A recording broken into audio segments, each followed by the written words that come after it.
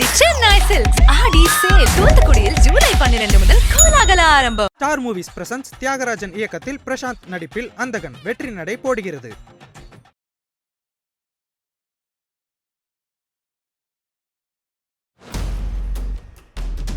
இப்போ நிதி நிறுவன மோசடிகள் அப்படின்னு பார்க்க போனால் தேவநாதன் அவர்கள் டெபாசிட் பண்ணின பணத்தை திருப்பி கொடுக்க முடியல அப்படின்னு ஒரு காரணம் இருக்குமானார். அதுக்கான பணத்தை கொடுத்து தான் ஆகணும். கண்டிப்பாக அரசு அதன் கடமையை செய்யத்தான் செய்யும்.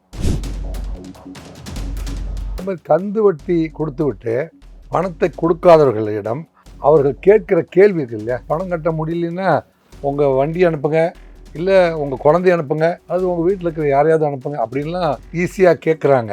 அது கலாச்சார கேடாக மாறுது.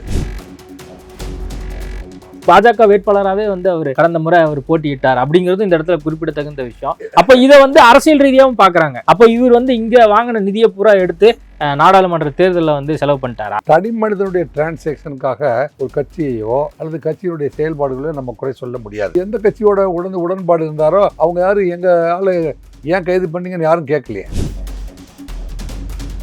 சவுக்கு சங்கர் ஒரு தனி மனிதனாக பயணம் பண்ணல. அவர் ஒரு சமூக ஊடகவியல் ஆய்வாளராக அவர் பயணம் பண்ணார். அரசை பொறுத்தவரை அவர் இதோடு அவர் தன்னுடைய வேகத்தை குறைத்து கொண்டால் அரசு கூட அமைதியாக இருந்திருக்கும் என்று கருதுகிறேன். NDPS ஆக்டில் ஒரு கஞ்சாவை வைத்திருந்தாவே அவர் கைது பண்ணலாம், அவர் குண்டர் சட்டத்தை அடைக்கலாம்னே இருக்கு. ஸோ அரசை பொறுத்த வரைக்கும் தன் எடுத்துக்கொண்ட ஒரு முயற்சியில் ஒரு சட்டத்தில் அவர் விடுதலை ஆயிட்டதுனால இன்னொரு சட்டத்தின் மூலமாவது அவரை அதுக்கான தண்டனையை பெற செய்ய வேண்டும் என்று அரசு விரும்புகிறது. அரசு விரும்பவில்லை, அரசு முடிவெடுத்திருக்கிறது.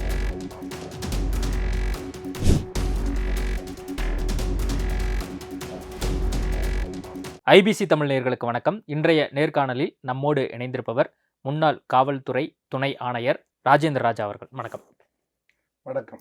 இப்போ தேவநாதன் கைது அப்படிங்கிற ஒரு செய்தியை நம்ம கேள்விப்படுறோம். அவர் நிதி நிறுவனத்தை நீண்ட ஆயுள் காலமாக தொடர்ந்து நடத்திட்டு வராரு. இப்போ பொருளாதார குற்றப்பிரிவின் கீழ் அவர் கைது செய்யப்பட்டிருக்கார் அப்படிங்கிற ஒரு செய்தி இருக்கு. என்ன பிரச்சனைனா, ஆல்ரெடி நிறைய பேர் டெபாசிட் பண்ணியிருக்காங்க. அந்த டெபாசிட் தொகையை 2021 அப்புறம் யாருக்குமே கொடுக்கல. கிட்டத்தட்ட ஒரு 140 பேர் கம்ப்ளைண்ட் பண்ணியிருக்காங்க. அதன் அடிப்படையில் கைது அப்படிங்கிற செய்தியை நம்ம கேள்விப்படுறோம்.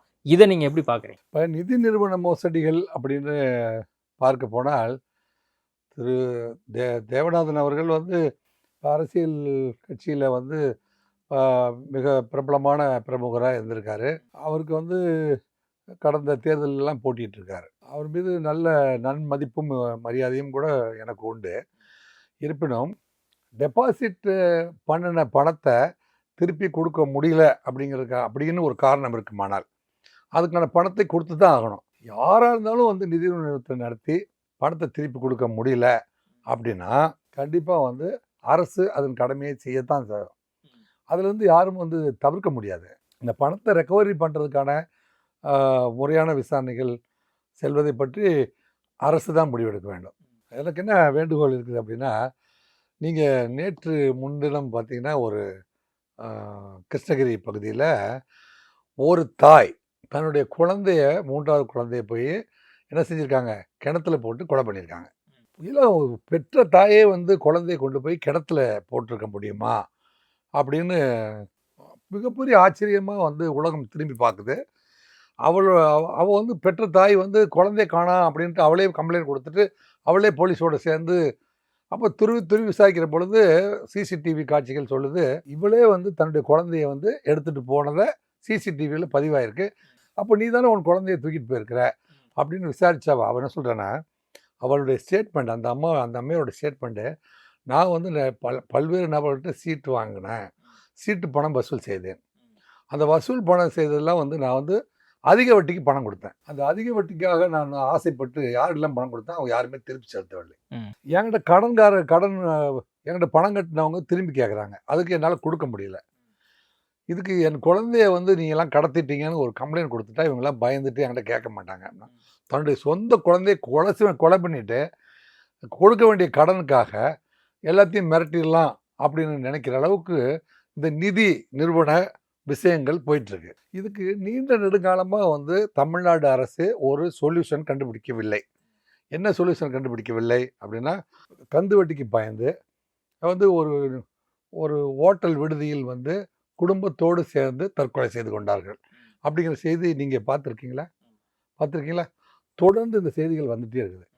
அதே மாதிரி கந்து வட்டி கொடுத்து விட்டு பணத்தை கொடுக்காதவர்களிடம் அவர்கள் கேட்கிற கேள்வி இருக்கு இல்லையா, இல்லைங்க பணம் கட்ட முடியலன்னா உங்கள் வண்டி அனுப்புங்க, இல்லை உங்கள் குழந்தைய அனுப்புங்க, அது உங்கள் வீட்டில் இருக்கிற யாரையாவது அனுப்புங்க அப்படின்லாம் ஈஸியாக கேட்குறாங்க.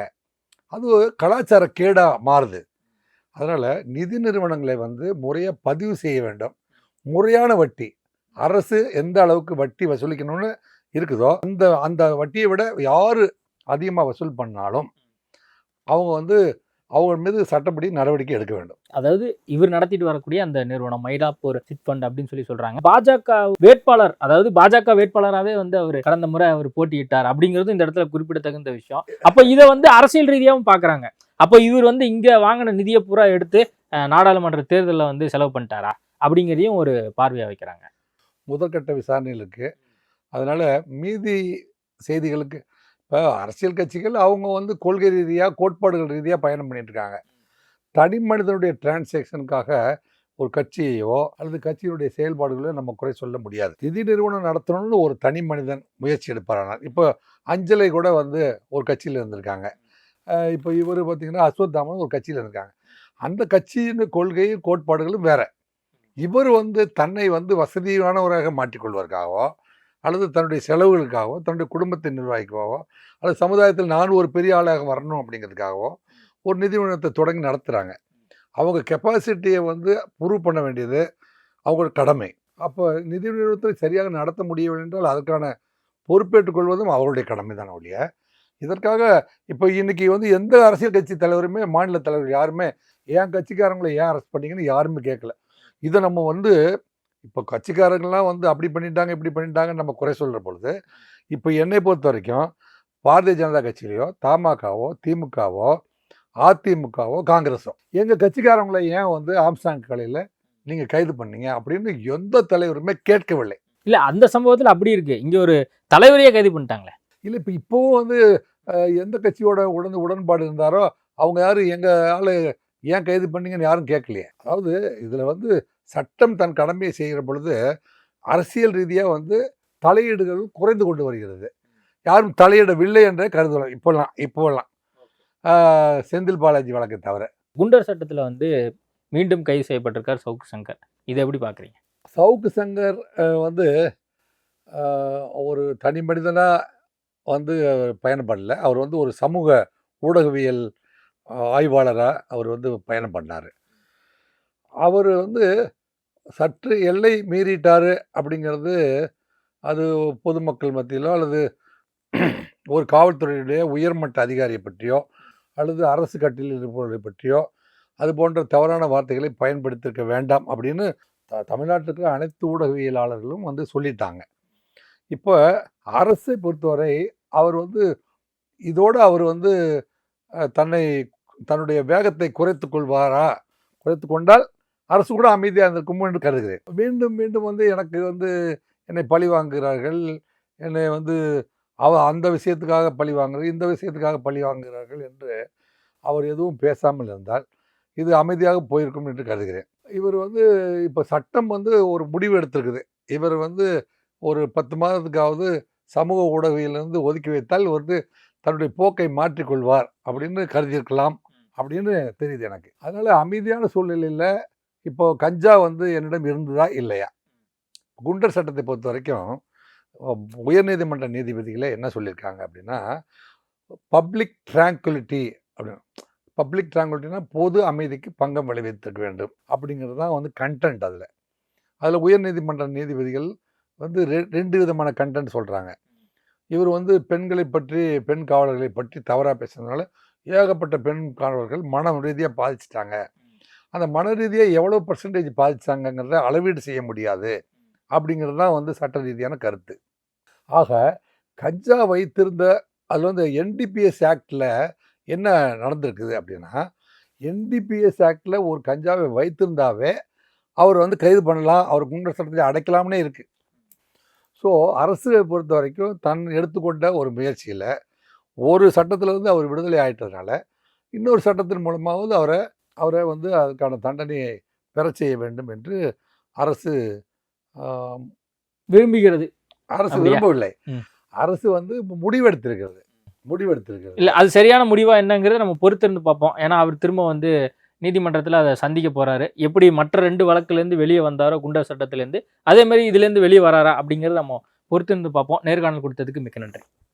மிக்க நன்றி. நம்ம சென்னை சில்க்ஸின் பெருமை மிகு ஆடி சேல். தரமான ஆடி, பெருமை மிகு ஆடி. ஸ்டார் மூவிஸ் பிரசன்ஸ் தியாகராஜன் இயக்கத்தில் பிரசாந்த் நடிப்பில் அந்தகன் வெற்றி நடை போடுகிறது.